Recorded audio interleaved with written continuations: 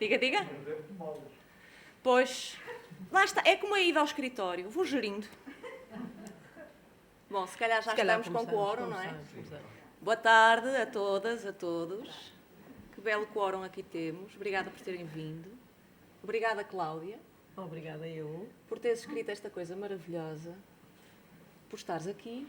Obrigada a esta editorial que tem feito um trabalho lindo.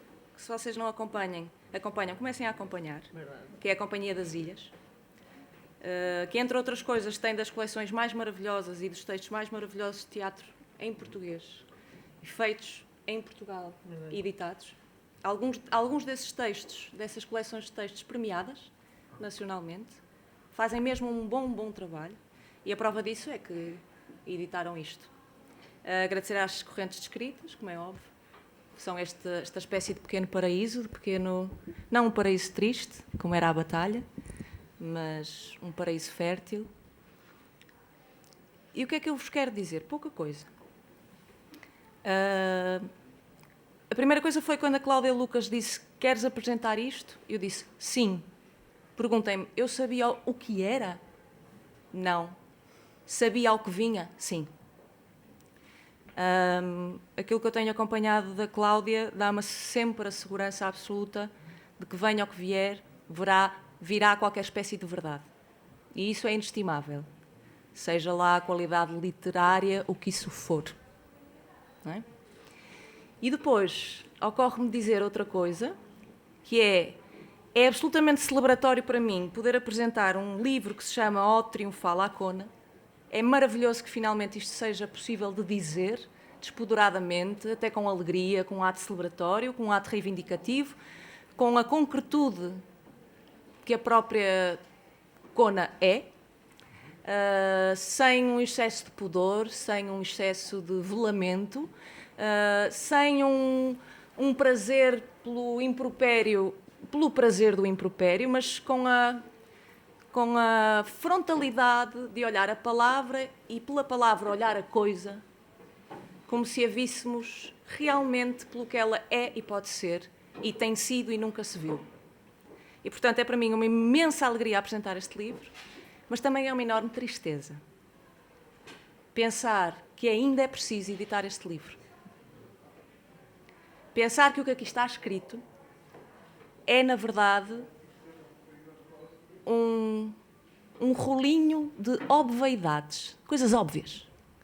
Coisas que metade da população mundial, e neste momento mais de metade da população mundial, sabe de cor, de salteado, sabe por dentro e por fora, sabe pelas mães, pelas avós, pelo seu corpo, pelos filhos, sabe por todo o lado. Sabe literalmente por todo o lado. E, no entanto, é ainda tão gerador até de um certo desconforto que chegue à palavra. O que aqui se fala é de uma obviedade. Vou voltar a dizer que mais de metade da população do mundo vive com, olha com, sofre por, alegra-se por, sendo que todos, a metade que a vive com essa intimidade e a metade que não vive com essa intimidade, saem todos por ela. Estamos a falar, provavelmente, da mais indescritível fenda de um corpo animal.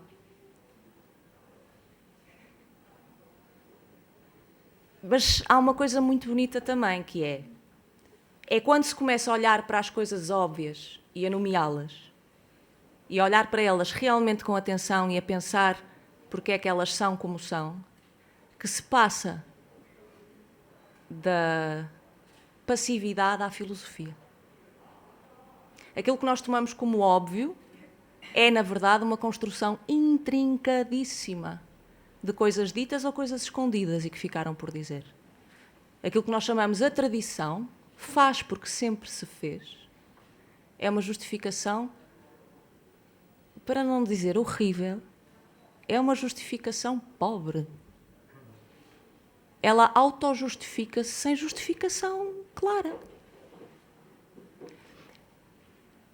Portanto, o facto de a Cláudia ter perdido tempo para ganhar esta força de ter olhado para a Kona e para as palavras que a rodeiam, para as palavras que a permitem e que a proíbem, as que a desfrutam e as que a oprimem, as que a desejam e as que a odeiam, para mim é um salto festivo a uma espécie de primeira filosofia da Kona. Ok? E só vos posso convidar a divertirem-se com este livro, porque a diversão é uma coisa muito importante.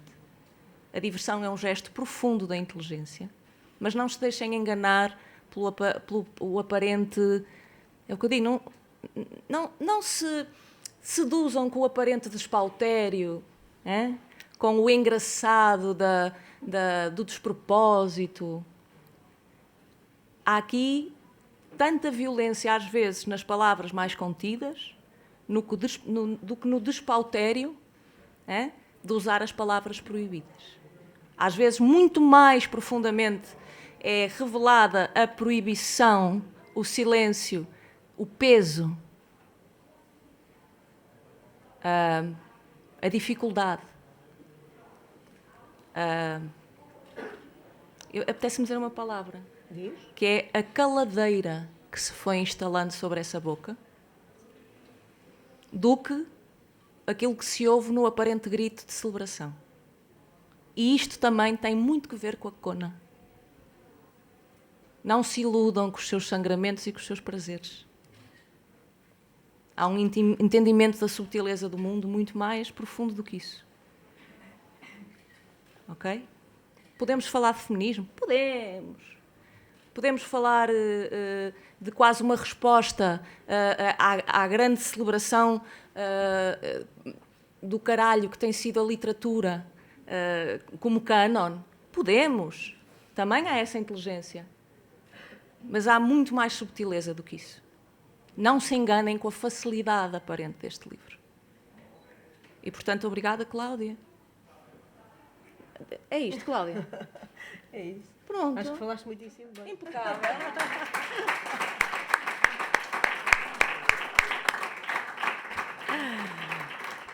Bom, para já eu queria agradecer à Marta, claro, porque... Deixem-me só tirar isto. Acho que não há problema tirar aqui do suporte, pois não? Agradecer-te porque eu, lá está, convidei-te. A primeira pessoa que me apareceu logo para convidar o livro, para apresentar o livro foste tu, porque eu sei como tu falas desta forma despodurada, inteligente, muito perspicaz, muito espontânea, que era precisamente aquilo que me interessava para se pegar neste livro e falar e apresentar o livro. Agradecer também à organização das correntes que permitiu o lançamento aqui do livro. Aliás, quando eu falei com a Manela por telefone, até eu é que estava um pouco com pudor, no sentido de será que faz sentido programar o livro para lançar? E ela disse uma coisa que eu achei maravilhosa e que disse, ok, estamos em sintonia. Que disse, não, mas aqui no Norte, Kona diz normalmente, não tem problema nenhum. Kona é normal, não tem problema. Eu, perfeito, pronto, estamos em sintonia e ficámos então logo conversadas com este pequeno microdiálogo que ficámos logo conversadas.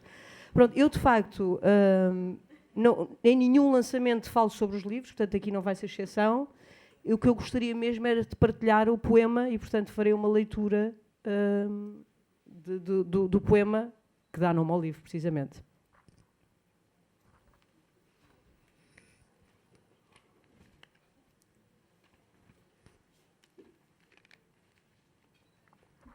Já agora vou ler também a epígrafe do livro. Durante muito tempo na história, Anónimo era uma mulher. E é uma frase da Virginia Woolf. E também vou ler a dedicatória, que é para a minha filha Francisca, que diz para a Francisca que um dia será mulher ou quem ela quiser.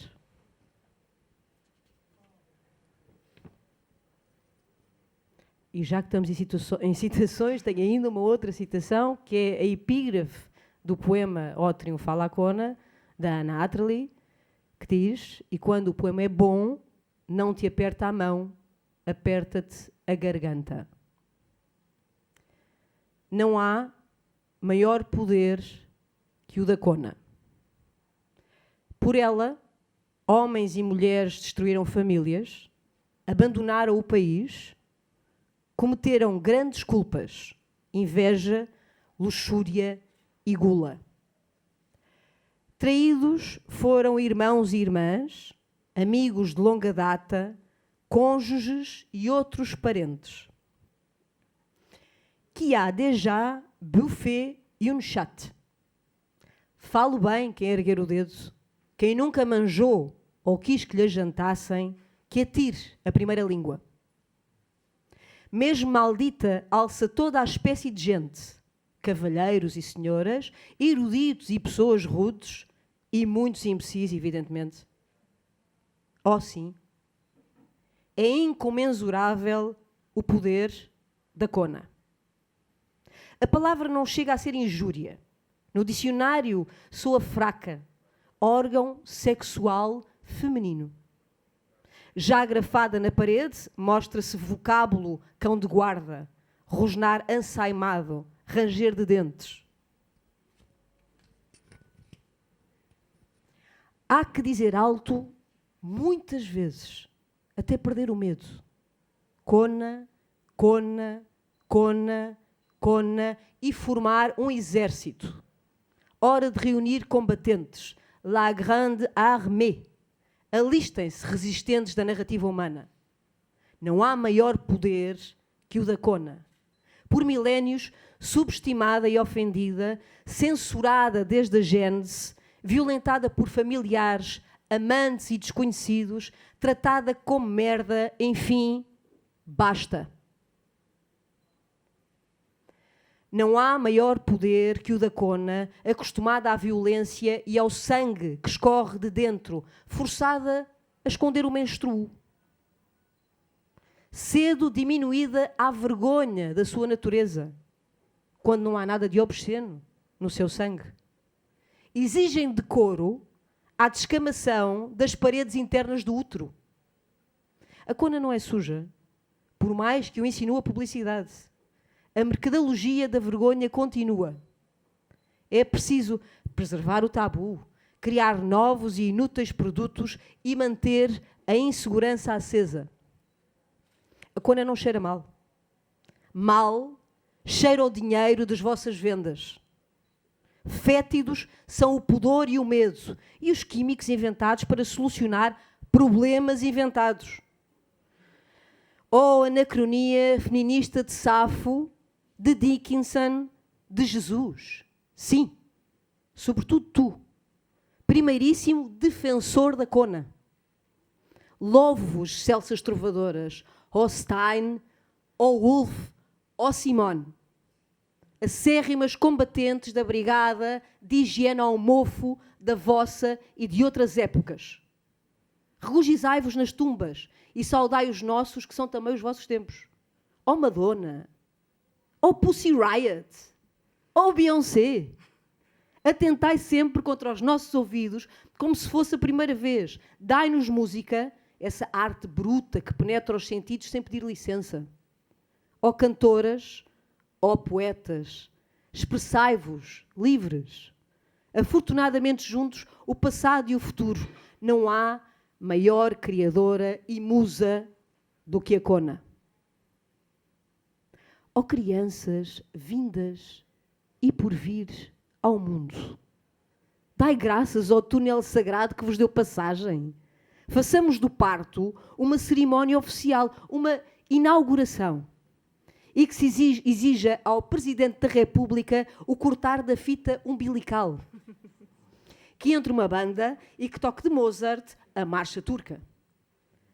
Tende vergonha de tratar como enfermidade a Kona de boa saúde. Ocupai-vos, sim, dessa obra da natureza. Upa! A todas as mulheres deitadas em hospitais. Upa! Àquilo que a natureza tem como natural. Show às marquesas, aos obstetras preguiças. Show às políticas de cirurgia para rentabilizar quartos, camas e aos técnicos de saúde que bocejam perante o milagre da vida. Fora com a anestesia, com a cesariana não pedida, apenas para que o ato facilite as mãos do médico e não a cona da matriarca.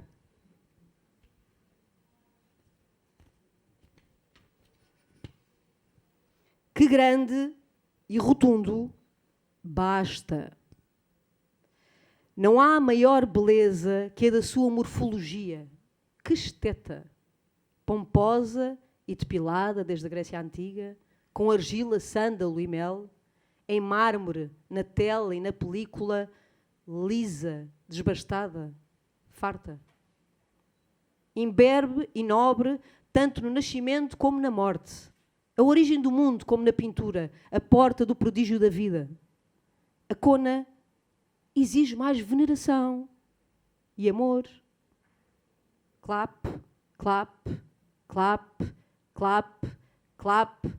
Venerem o clitóris, os lábios genitais, lábia majora e lábia minora, menos ênfase às labioplastias. Um viva à enumeração. Um viva à paixão. Abaixo o entusiasmo prudente. Cona mãe, cona pão, cona guerra, cona mel, cona bem educada, cona rude, cona deusa, cona travesti, cona plural, cona mapa mundi, cona besta, cona homem, cona mulher, cona transversal aos géneros. Viva! Não se nasce cona, torna-se cona. Show! Cona como cartografia da crueldade, vendida na metrópole, no bordel, na estrada ou na esquina, e na sex shop, em silicone. De todos os negócios, a cona é o que mais rende. Há lá maior business do que o business da cona. Exposta como talho no mercado sexual, bife do meio, vitela ou vaca velha,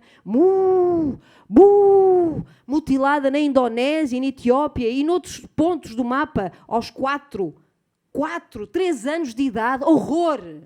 Horror mais do que absoluto. Não há limites para a barbárie nem castigo que chegue para punir bandidos e bandidas, monstros e prevaricadores.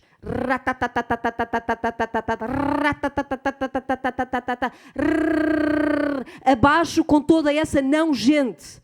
Não há nada, minhas senhoras e meus senhores, que a cona não aguente. Um último louvor e findo.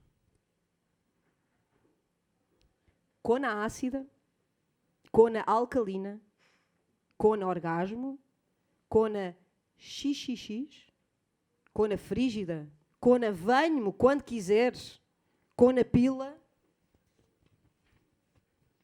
cona rainha de Inglaterra, cona paupérrima, cona arco do triunfo, cona salário alto, cona salário mais que justo, cona heroína, cona erro crasso, cona mãe de todos, cona altar, cona heresia e, com todo o respeito, cona Deus, cona sapiens. Não é o sexo fraco, nem o segundo sexo. A cona é triunfal. Termino assim o hino de fé à nova época. Os meus versos anseiam ser relâmpagos imprevisíveis a rasgar os céus.